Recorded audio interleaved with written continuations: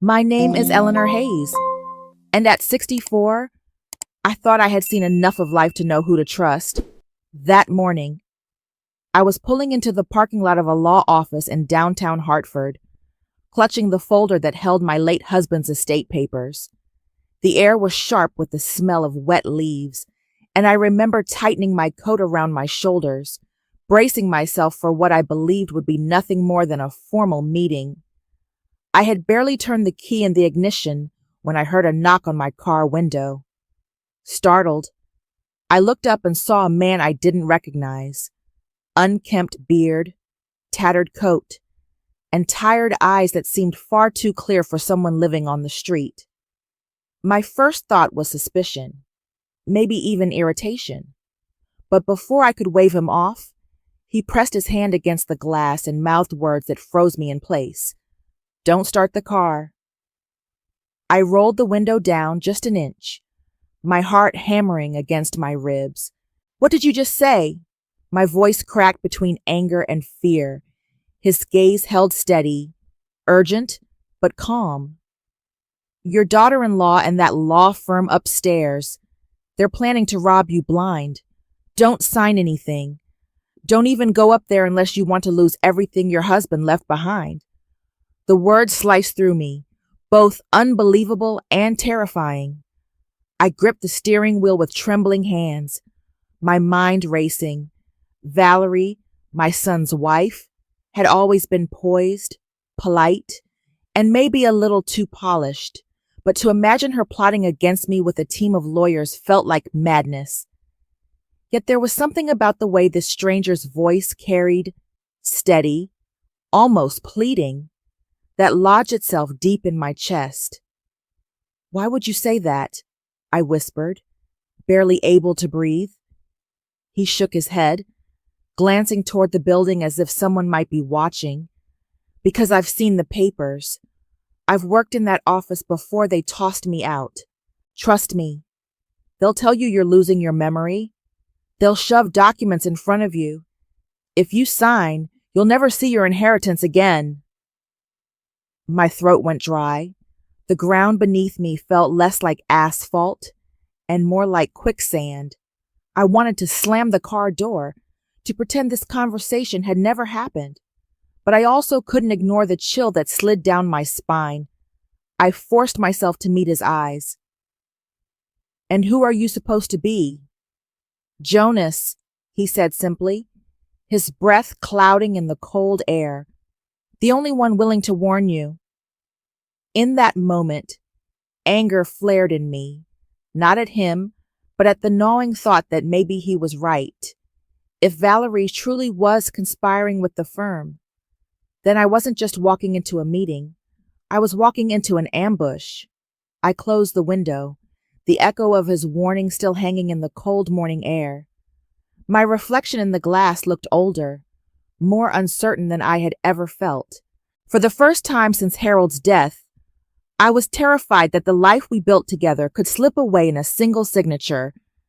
And with that fear pressing on my chest, I pushed open the car door and headed toward the building. The lobby smelled faintly of lemon polish and old carpet, the kind of scent that pretends to be clean but mostly just reminds you of everything it's trying to hide.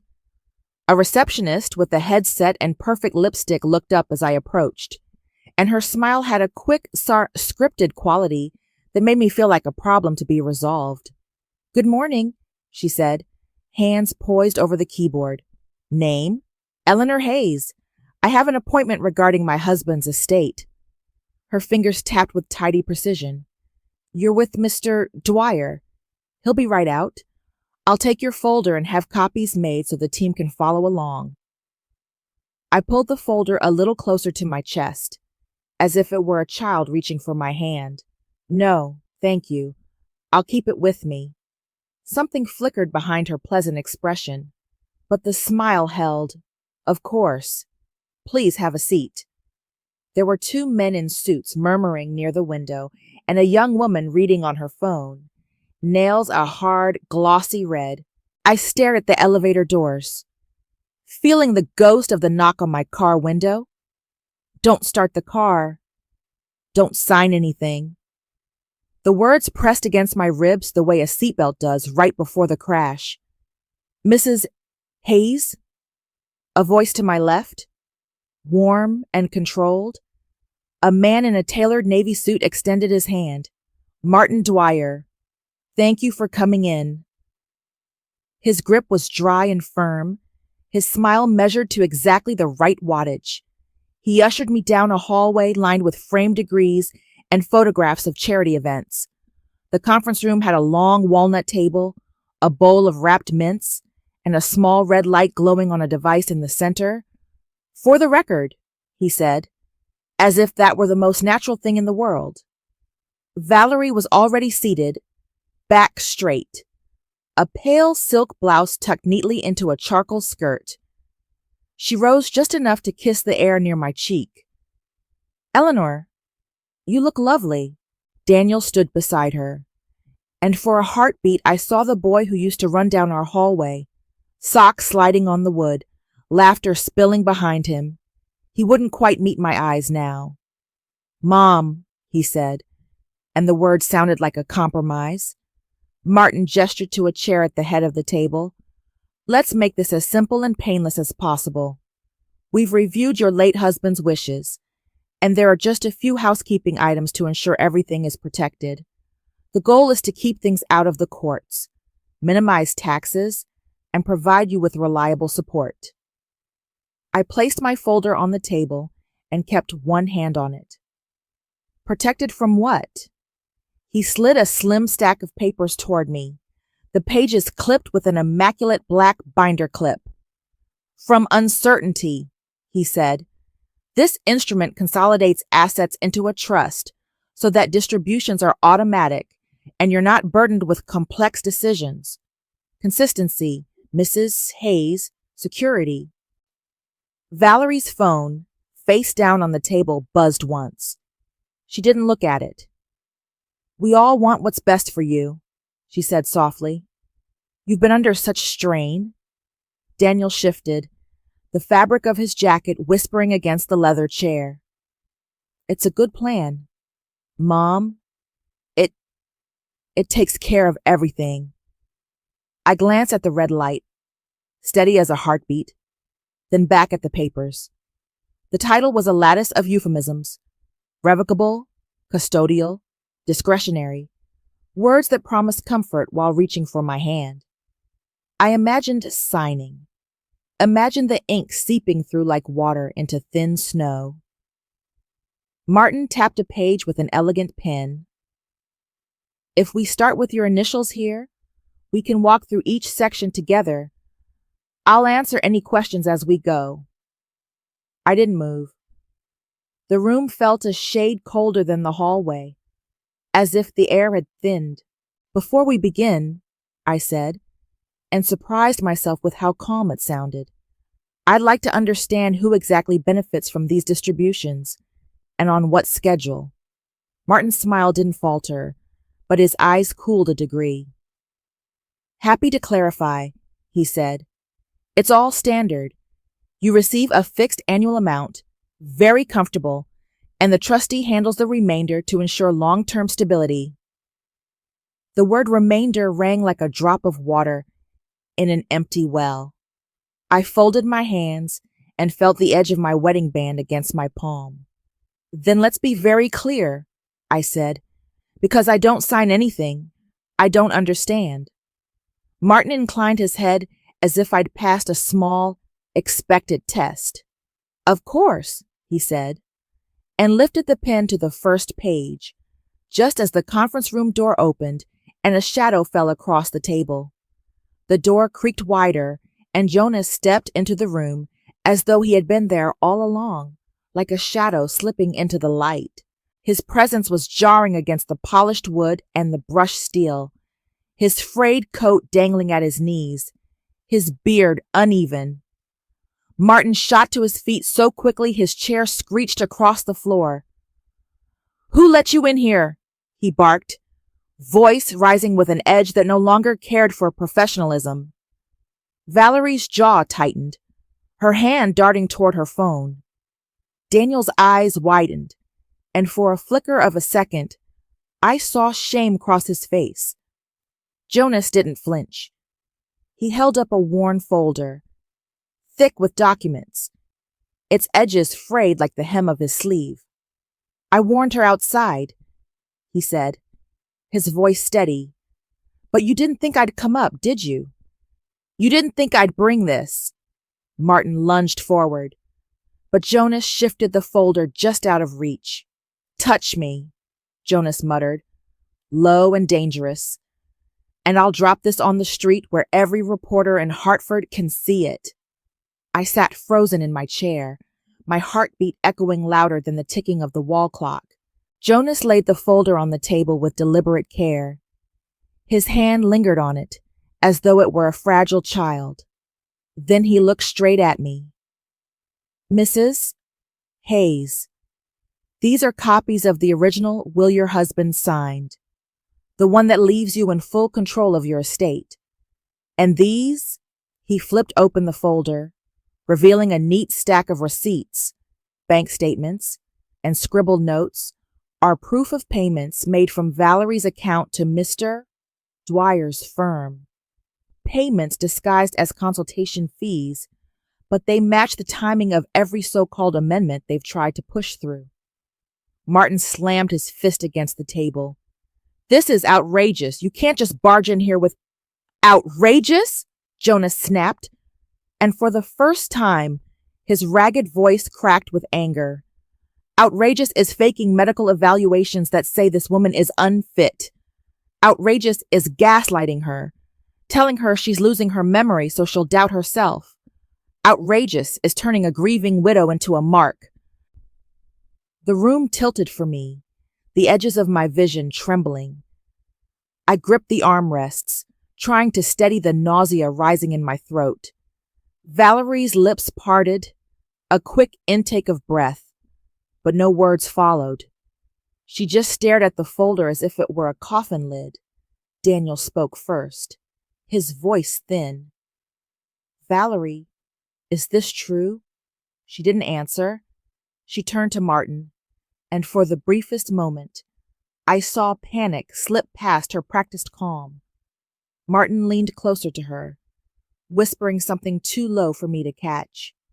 But I caught the way her shoulders stiffened, the way her eyes darted to me and then away. I heard my own voice before I realized I was speaking. I want the police. Now. Valerie's chair scraped backward, the metal legs screeching against the floor. This isn't what it looks like, she stammered, her composure cracking. Jonas is unstable. He's bitter. He was fired for incompetence. I quit, Jonas shot back, his gaze burning into hers. I quit because I saw what you were doing to people like her. And you know what the irony is? If you had left me alone, I probably would have drunk myself to death by now. But you got greedy. You had to go after her too. Daniel buried his face in his hands. Jesus, Valerie. Martin's pen clicked in his hand, a nervous staccato. Mrs. Hayes, you cannot take this man seriously. Those are fabrications. Slander. Then you won't mind if we call the police, I said again, louder this time. My voice shook, but it carried. Martin's mask cracked, his smile gone, his tone shifting sharp as glass. You don't understand the consequences, Eleanor. Once this gets out, it will drag your family through the mud, your reputation, your son's career. My reputation? I felt heat rise in my chest, anger clawing its way through fear. You were ready to stamp me incompetent and toss me a stipend like pocket change. Don't talk to me about reputation. The silence that followed was taut enough to snap. Valerie broke first. She reached for Daniel's arm. Please, she whispered. You know we needed the money. The debts, the business, the cards. Daniel jerked away as if her touch had burned him. His voice was hoarse. You lied to me. You told me she was slipping, that she left the stove on, that she couldn't remember where she parked her car. I believed you. His face crumpled. God help me. I believed you. I wanted to reach for him, to cradle his head the way I did when he was a boy, but my hands stayed fixed on the table. If I touched him now, I feared I would never let go. The receptionist appeared at the doorway, eyes wide, a phone clutched in her hand. Security's on the way, she said, glancing nervously between Jonas and Martin. Good, I answered before anyone else could speak. And after that, the police. Martin shoved back his chair. You'll regret this, Mrs. Hayes.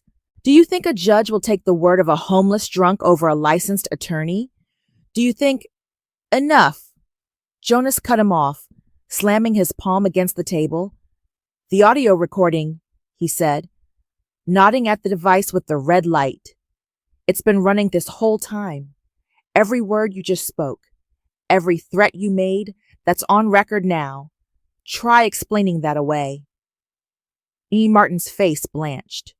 For the first time since I met him, his words failed him. The air felt charged, like the seconds before a thunderstorm breaks. I could hear the faint wail of sirens outside, growing louder, closer.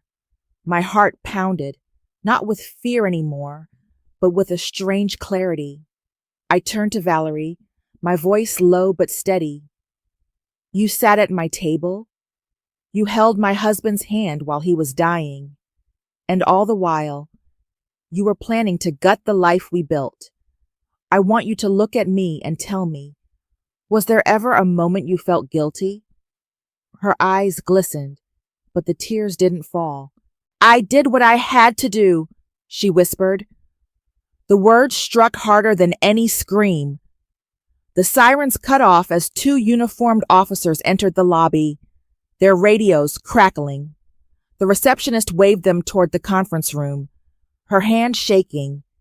They stepped inside, scanning the scene, the lawyer pale, the young woman trembling, my son slumped, Jonas defiant, and me with my hands pressed flat on the table.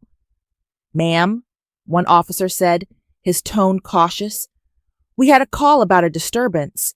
I straightened, my throat raw but my voice clear. Yes, I'm the one who called, and I'd like to press charges. Valerie's breath hitched, Daniel groaned, and Martin finally sagged into his chair. For the first time since Harold's funeral, I felt something shift inside me.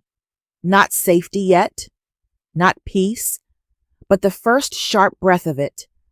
Like the smell of rain before the storm has passed. The conference room emptied slowly, like a stage after the curtain fell. Martin was let out in handcuffs, his jaw tight, his eyes fixed straight ahead. Valerie followed, not in cuffs, but with two officers flanking her, her heels clicking sharp against the tile. Daniel trailed behind, hunched, refusing to look at me. Jonas lingered in the corner, silent, as if the adrenaline had drained out of him. Detective Clara Mitchell introduced herself with a business card and a grip that was firm but not unkind. She asked me to walk her through everything from the beginning.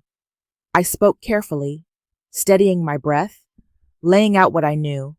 Harold's death, the estate papers, Valerie's sudden insistence on meetings, the fog of doubt she tried to plant in my mind. When I mentioned the time she told Daniel I was forgetting names, or how she hid my keys and claimed I misplaced them, Clara's brow furrowed. She scribbled notes, nodding occasionally, her expression unreadable. Jonas produced the receipts, the original will, and even a small notebook where he had logged dates and names before he left the firm. Clara flipped through them, her lips pressed tight, then closed the folder with deliberate care. We'll be in touch, she said. This isn't going away. That night, silence filled my house. Every lamp seemed too dim, every clock too loud. Daniel finally came by, standing awkwardly in the doorway of the kitchen. His eyes were red, though I couldn't tell if it was from shame, exhaustion, or both. "Mom," he began, but the word fell flat. I folded a dish towel, smoothed it on the counter, anything to keep my hands busy. "How long?" I asked. My voice came out softer than I intended, but it carried. "How long have you known she was planning this?" His shoulders sagged. I didn't want to see it. "Valerie told me you were slipping. She said she found burned pans, unpaid bills. She said you were confused. And I believed her because it was easier than facing my own mess, the debts, the business failing. I wanted to believe she had a plan." My throat tightened. "A plan that left me with a stipend and nothing else. A plan that turned your father's life's work into a payout for your creditors." Daniel covered his face with his hands. "I'm sorry, Mom. I swear to God, I didn't know it went this far." Valerie's voice echoed in my memory, the way she had whispered at the table earlier. I did what I had to do. My stomach clenched. "You have to decide, Daniel," I said, "whether you stand with the truth or with the lie she wrapped around you." For a moment, the only sound was the clock ticking on the wall. Then Daniel dropped his hands, his eyes raw and wet. "I'll fix it," he whispered. "I'll end it with her. I'll face the debt. I don't know how, but I will. I can't let her drag us any deeper." Something inside me broke then. Not forgiveness. Not yet. But the heavy stone of grief shifting just enough to let me breathe. Jonas's voice drifted from the hallway. I hadn't realized he was still there. "You've got more strength than you know. Mrs. Hayes, don't let them take that from you." I turned, meeting his weary eyes, and for the first time that day, I felt a flicker of something close to hope.